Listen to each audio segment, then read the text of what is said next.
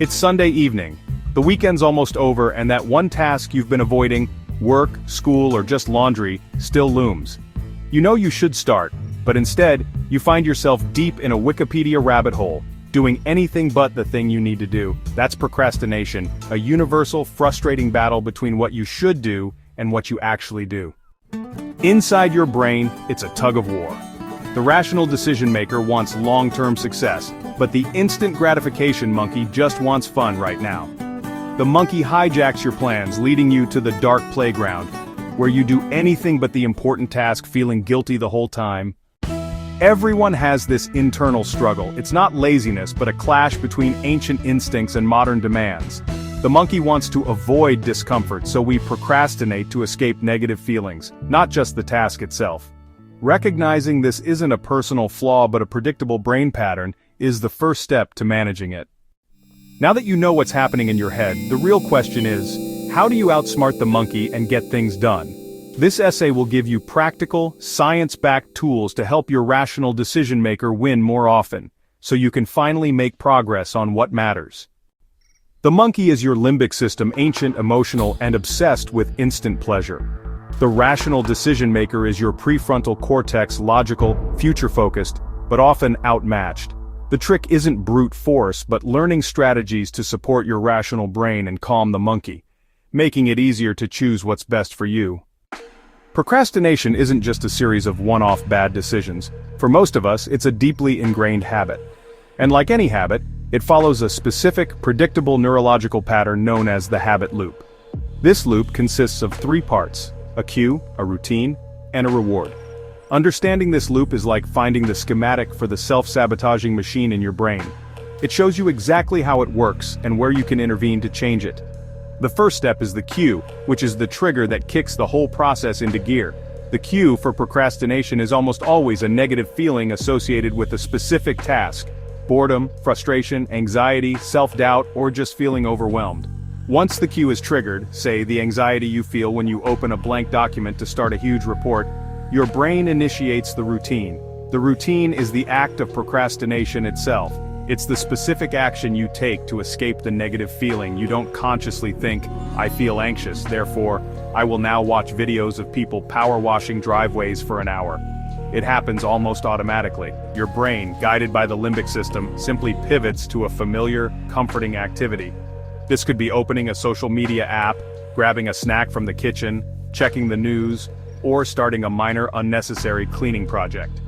This is the well-worn escape path your brain has built over time. The third and most crucial part of the loop is the reward.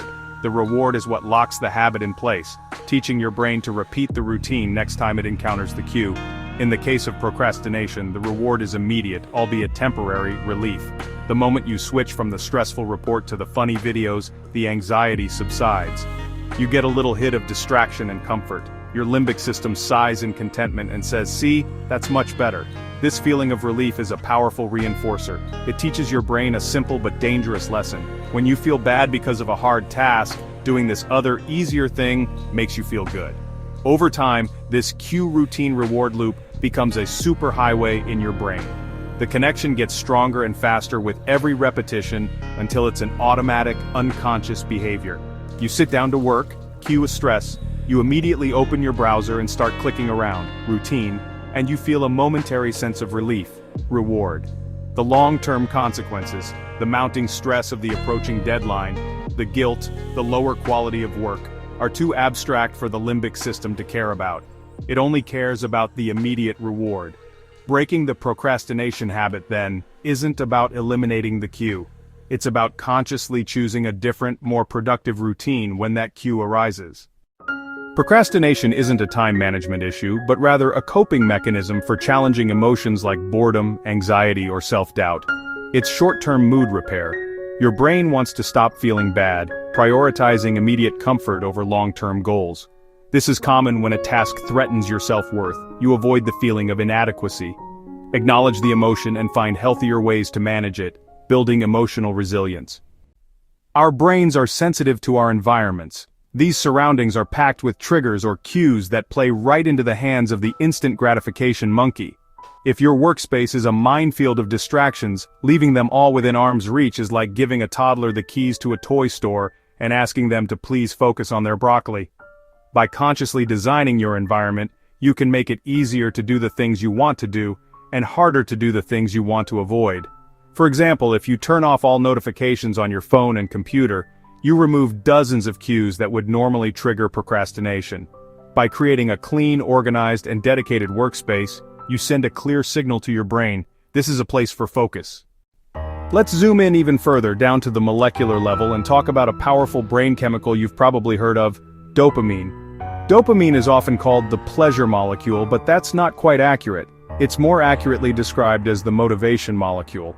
It's released by the brain not just when we experience pleasure, but in anticipation of it.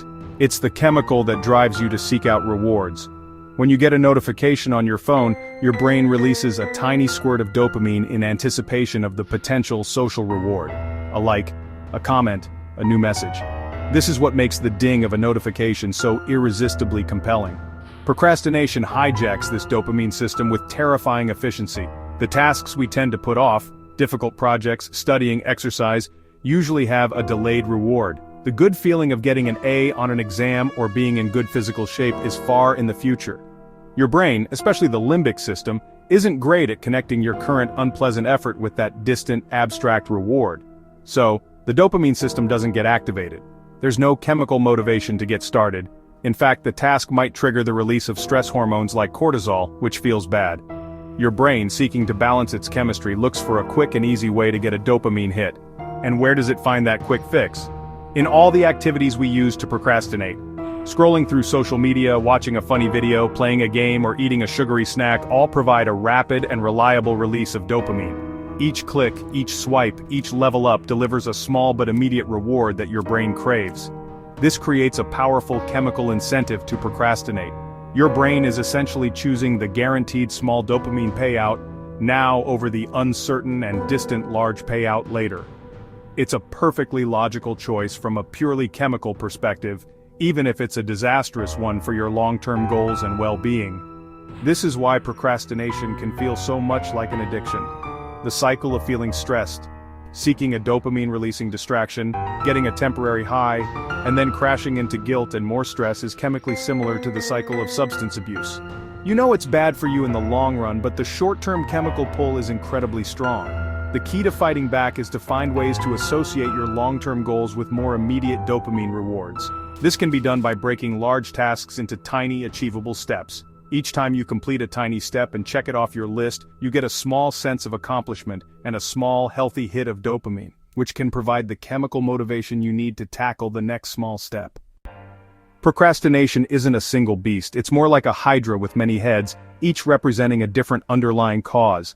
Understanding which type of procrastinator you are is like a doctor diagnosing an illness. Once you can name the demon, you can figure out how to fight it. We're going to walk through the rogues gallery of procrastination archetypes to name the most common reasons we delay. As we go through these types, you'll likely see a bit of yourself in several of them. The goal here is self-awareness. By recognizing these patterns, you can start seeing procrastination as a series of solvable problems. The perfectionist strives for impossibly high standards, terrified of falling short. This all-or-nothing thinking leads to paralysis. Starting a task means risking mistakes, so they procrastinate. Ironically, perfectionism often leads to no work at all. Perfectionism is paralyzing. It ties self-worth to output. To overcome this, untangle identity from work and embrace good enough. Let's meet the overwhelmed procrastinator. They are frozen by the sheer magnitude of the task. The goal seems so enormous and far away that they have no idea what the first step should be. It feels like climbing Mount Everest with no map, gear, or guide. The internal experience is one of mental fog and confusion. It's a massive collection of hundreds of smaller actions. The entire project gets mentally filed under a giant heading: vague, scary, impossible thing. Without a clear path forward, your brain chooses the path of least resistance, which is to not move at all. Stop looking at the mountain and focus on the first few feet of the trail. Break the project down into absurdly small, concrete, and non-intimidating steps. Translate the vague, scary thing into a simple, actionable to-do list. Now we enter the territory of a very different kind of procrastinator, one who often wears their habit as a badge of honor: the thrill seeker. This person doesn't necessarily feel anxious or overwhelmed by the task. Instead, they find the normal, day-to-day pace of work to be mind-numbingly boring. They crave excitement, challenge, and adrenaline. They tell themselves, and others, "I just work best under pressure." They see deadlines not as endpoints to be managed, but as launch pads for a heroic, last-minute burst of productivity. They get a rush from pulling an all-nighter and turning in the project just seconds before the deadline, feeling like the hero of their own action movie.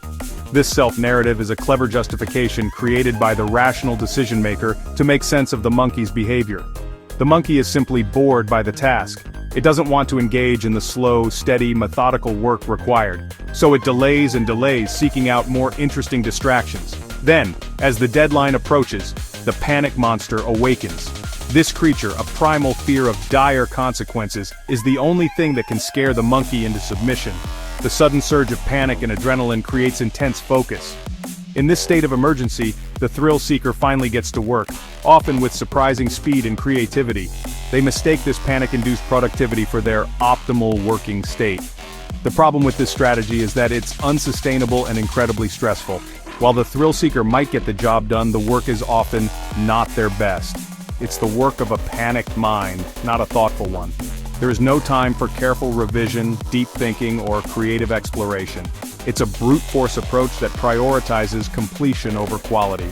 Furthermore, living life from one self-inflicted crisis to the next takes a heavy toll on one's mental and physical health. It's a roller coaster of intense stress, followed by a crash of exhaustion. The high of meeting the deadline is addictive, but it masks the chronic anxiety simmering beneath the surface. Ultimately, the "I work best under pressure" line is a myth. What the thrill seeker is really saying is, I can only force myself to work when the terror of the consequences becomes overwhelming. They are not in control, they are at the mercy of the panic monster. They have conditioned themselves to require a 5-alarm fire just to get started on their work. Overcoming this requires finding healthier ways to generate motivation and engagement. It means learning to find satisfaction in the process itself, not just in the frantic race to the finish line. It's about trading the volatile, stressful excitement of the sprint for the calm, sustainable power of a steady pace. The worrier is haunted by potential negative outcomes and a deep-seated fear of failure. What if I'm not smart enough? What if my boss hates it? Procrastination becomes self-defense, avoiding confirming their worst fears. This pattern is often rooted in past experiences. To break free, the worrier needs to manage anxiety and reframe failure. Failure is simply an outcome, a learning opportunity. Cultivate self-compassion, and focus on effort to diffuse anxiety. Finally, we come to a type of procrastination that doesn't seem to involve deep-seated fear or anxiety, but is just as powerful: the boredom escape artist. For this person, the task at hand isn't scary or overwhelming, it's just profoundly, painfully, mind-numbingly dull. We're talking about tasks like filling out spreadsheets, doing expense reports, cleaning the garage, or studying a subject they have zero interest in. These activities offer no intrinsic reward, no stimulation, and no sense of engagement. They feel like a complete waste of precious life force. The negative emotion being avoided here isn't fear, but the deep discomfort of understimulation. The instant gratification monkey absolutely despises being bored.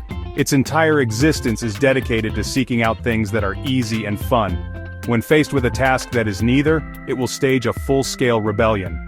The monkey's logic is simple. Life is short. Why on earth would we spend it doing this when the entire internet, filled with fascinating articles, funny videos, and endless games, is just one click away? The pull of a more stimulating activity is immense. The brain is literally craving a dopamine hit that the boring task refuses to provide. So it escapes to find that stimulation elsewhere, leaving the dull task to languish. This type of procrastination can feel particularly frustrating because it seems like it should be the easiest to solve. There's no deep psychological trauma to unpack, the task is just boring. We tell ourselves, I should be able to just power through this, but we underestimate the aversive power of sheer monotony. Our modern world has trained our brains to expect constant novelty and entertainment. We carry supercomputers in our pockets designed to deliver an endless stream of engaging content. This makes our tolerance for boredom incredibly low. When faced with a genuinely dull task, our brains are like spoiled children who refuse to eat their vegetables when there's a table full of candy next to them.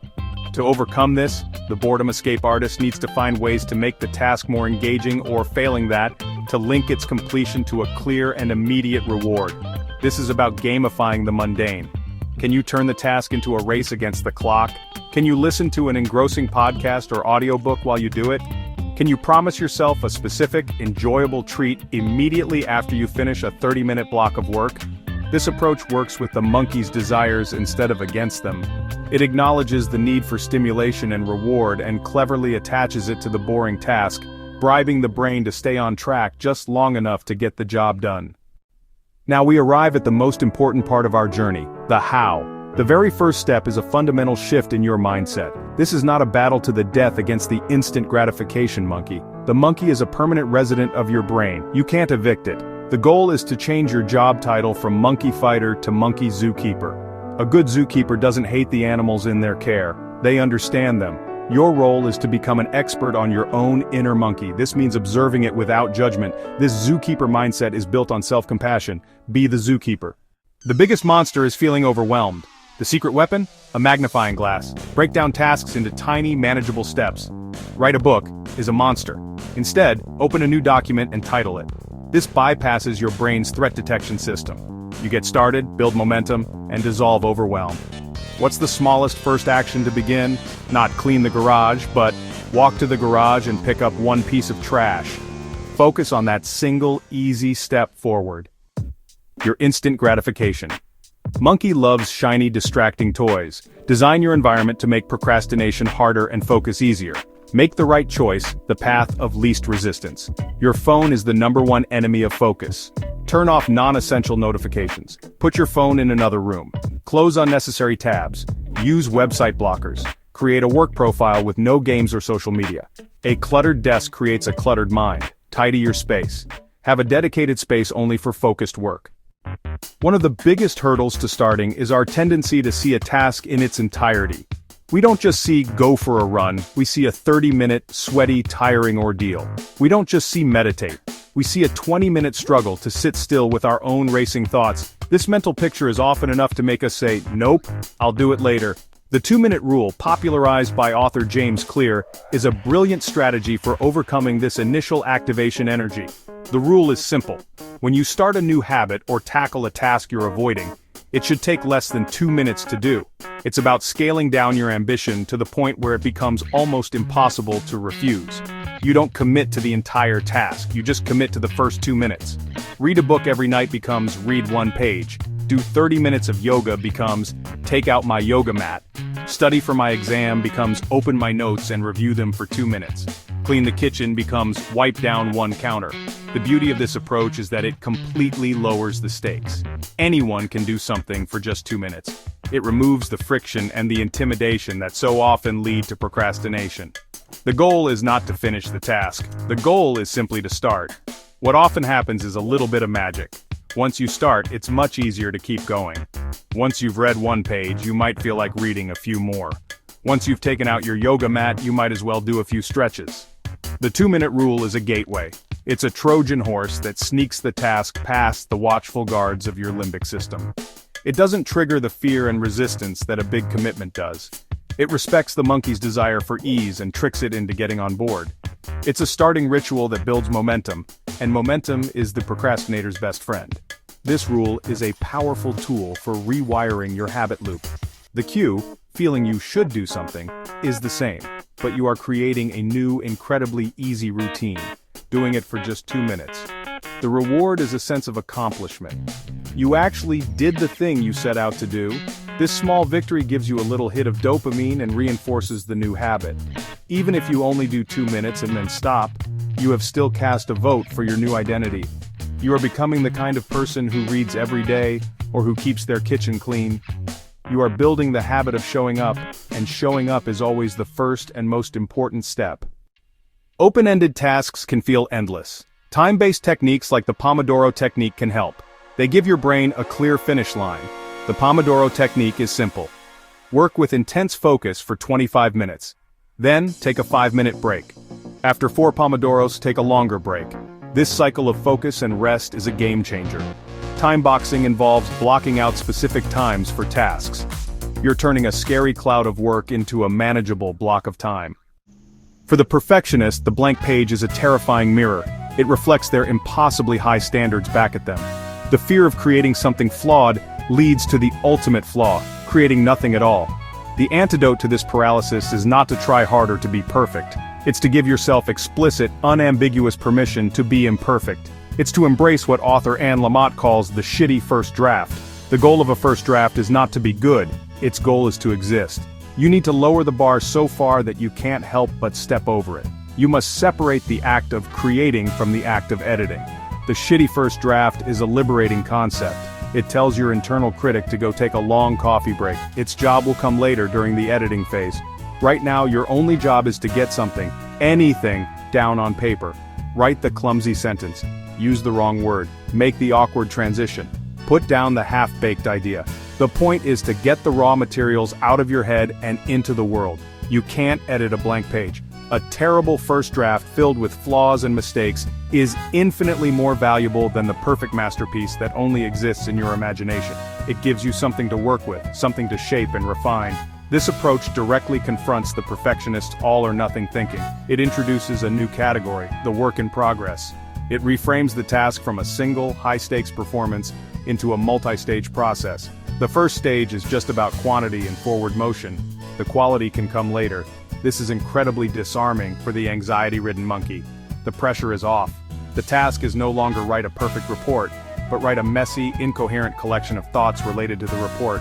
The latter is far less intimidating and much easier to start. It allows you to be a playful beginner again, to make a mess without fear of judgment.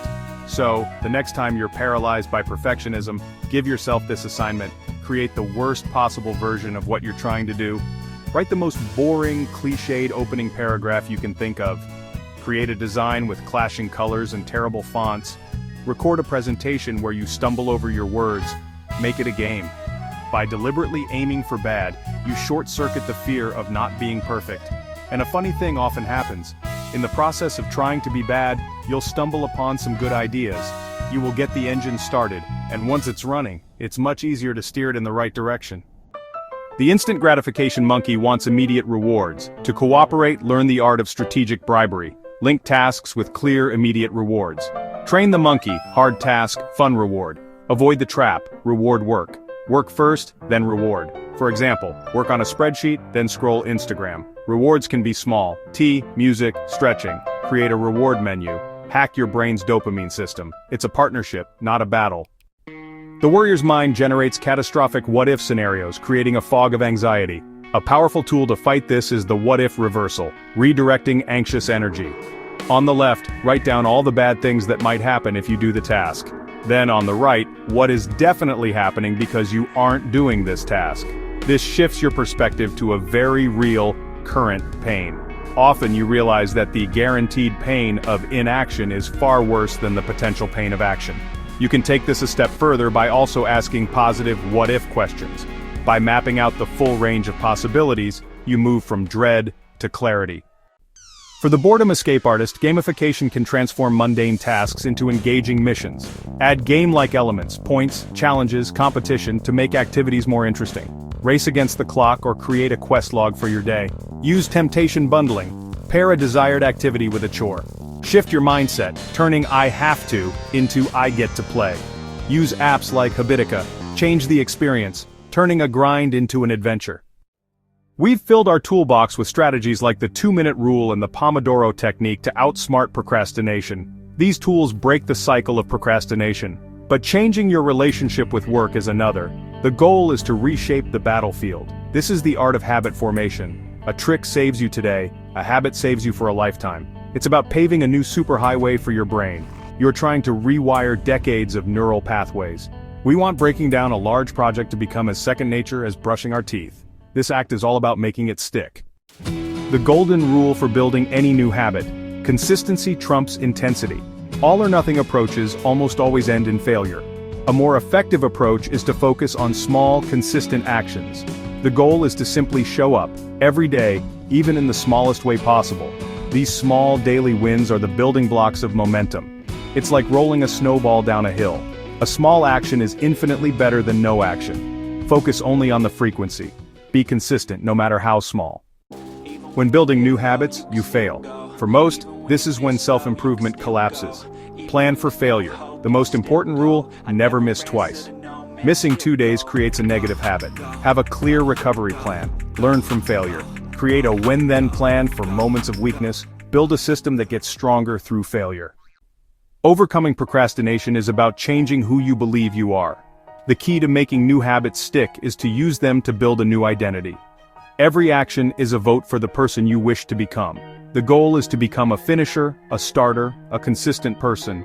This identity-based approach flips the script on behavior change. Start with the identity, then act accordingly. Step into the shoes of the person you want to be, one small action at a time. Over time, your self-concept will shift. You'll see yourself as someone who gets important things done. Procrastination is no longer your default setting. We've been on quite a journey. We saw how this internal tug-of-war is a fundamental part of our ancient brain wiring. We saw procrastination for what it really is, an emotion regulation problem. Then we got practical. We filled a toolbox with concrete, science-backed strategies designed to help our rational side gain the upper hand. We learned how to shrink overwhelming mountains into tiny, walkable steps. Now you have the manual. You have a set of proven techniques to manage it. The view from this side of the mountain is different. You have a clear sense of direction and the skills to navigate the waters. One of the most profound shifts that I hope you take away from this essay is a change in your relationship with yourself. For too long, we've been taught to see the procrastinating part of our brain as an enemy within. We've called it lazy, undisciplined, and weak. We've tried to beat it into submission with willpower and shame, and as we've seen, this approach is not only ineffective, but it's also deeply unkind. It's like yelling at a scared child for being scared. It just adds another layer of pain to the problem. The most powerful change you can make is to stop fighting a war against yourself and start building a partnership. Your brain, in all its messy, contradictory glory, is on your side. Even the instant gratification monkey, in its own primitive way, is trying to help. It's trying to protect you from what it perceives as pain, the pain of boredom, anxiety, failure, or frustration. It's a terrible long-term planner for sure, but its intentions are rooted in the simple, primal desire for you to feel good. The goal isn't to kill the monkey, but to educate it, to become a patient and compassionate leader for the more emotional, short-sighted parts of your mind, to acknowledge its feelings and then, gently, strategically, guide it toward a better path. This partnership requires self-compassion. When you slip up, and you will, the new response is not to say, "See, I'm a hopeless procrastinator." The new response is to say, "Okay, that didn't go as planned. What can I learn from this? How can I make it easier for us to succeed next time?" This is the voice of a good partner. It's the voice of a coach, not a critic. Research has shown, time and again, that self-compassion is a far more powerful motivator than self-criticism. It builds resilience, reduces the fear of failure, and makes you more likely to try again after a setback. It's the antidote to the shame spiral that keeps so many of us stuck. So from this day forward, I encourage you to think of yourself and your brain as a team. You are the CEO, the rational decision maker, whose job is to set the vision and make strategic plans. The monkey is your powerful but impulsive head of operations, full of energy that needs to be channeled. Your job is to create systems, environments, and reward structures that make it easy for the whole team to work together. When you stop seeing your own mind as a battlefield and start seeing it as a boardroom for a collaborative, if sometimes challenging, partnership, everything starts to change. You can finally stop fighting and start building. The journey to overcome procrastination isn't a race with a finish line. There is no magical day when you will be cured forever. It is not an outcome you achieve, but a practice you cultivate. It's a skill you develop over a lifetime, much like learning to play a musical instrument or practicing a sport. There will be days when you play beautifully, when every note is clear and every move is effortless. And there will be days when you are clumsy and out of tune, when nothing seems to work right. The master is not the one who never makes a mistake. The master is the one who simply keeps showing up to practice, day after day, regardless of how they feel. Your new practice is the practice of showing up. It's the practice of taking that first, tiny step. It's the practice of setting that 25-minute timer. It's the practice of being kind to yourself when you fall off the path, and then gently guiding yourself back onto it. The power is not in any single heroic effort, but in the cumulative effect of thousands of small, consistent choices. Each time you choose to start, you strengthen the neural pathway for action. Each time you resist the pull of the dark playground, you weaken the pathway for avoidance. You are physically reshaping your brain with every small decision you make. This means you must release the need for immediate, dramatic results. Progress will be slow, uneven, and often invisible from one day to the next. You will have spectacular weeks of productivity followed by frustrating days of delay. This is normal. This is the rhythm of growth. The key is to focus on the process, not the outcome. Your only goal for any given day is to practice. Did you take one small action in the right direction? Did you try one of the tools from your toolbox? If so, you have succeeded for the day. You have honored your commitment to the practice. Embrace this identity as a practitioner. A practitioner is not defined by their moments of perfection but by their dedication to the craft. This mindset frees you from the tyranny of expectations. It allows you to approach each day with a sense of curiosity and experimentation. What can I practice today? What can I learn? This is a sustainable, compassionate, and ultimately far more effective way to live. It's not about a frantic sprint to fix yourself. It's about a long, steady, and interesting walk toward becoming a better version of yourself, one small step at a time, for the rest of your life. In the end, this whole discussion about procrastination boils down to a single fundamental concept. Your life is the sum of what you pay attention to. The time you have is finite. It is the most precious, non-renewable resource you will ever possess. Procrastination, at its core, is a thief of this resource. It doesn't just steal your time, it steals the life you could have lived in that time. It fills your days not with earned leisure and true relaxation, but with a low-grade hum of anxiety and guilt. It keeps your best work, your greatest ideas, and your most ambitious dreams locked away in a cage of someday. The good news, the wonderful and liberating news, is that you have the key to that cage. You cannot control the economy, the weather, or what other people think of you, but you can, with practice, learn to control where you direct your attention. You can choose to start. You can choose to take one tiny step. You can choose to close the distracting tab and open the important document. This choice, this simple redirection of focus, is the fundamental unit of a well-lived life. It is in these small, moment-to-moment decisions that you build your future. Your life is not defined by your grand intentions, but by the accumulation of these tiny, conscious actions. Beating procrastination is not about becoming a productivity machine, it's about freedom. It's the freedom to choose how you spend your time and energy. It's the freedom to pursue the projects and goals that truly matter to you, without the constant drag of avoidance and dread.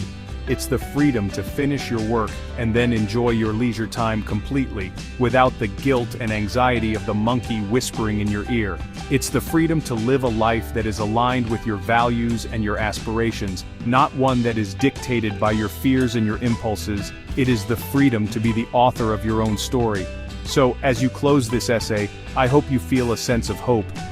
Not the naive hope that your struggles are magically over, but the sturdy, realistic hope that comes from understanding and empowerment. You are not broken, you are human, and you are far more capable than you think. You have a rational decision maker who knows the way, and you now have a whole toolbox of strategies to help it lead. The path forward will have its challenges, but it is a path you can walk. The time is going to pass anyway. You might as well be walking toward the life you truly want to live. Start small, start now, you can do this.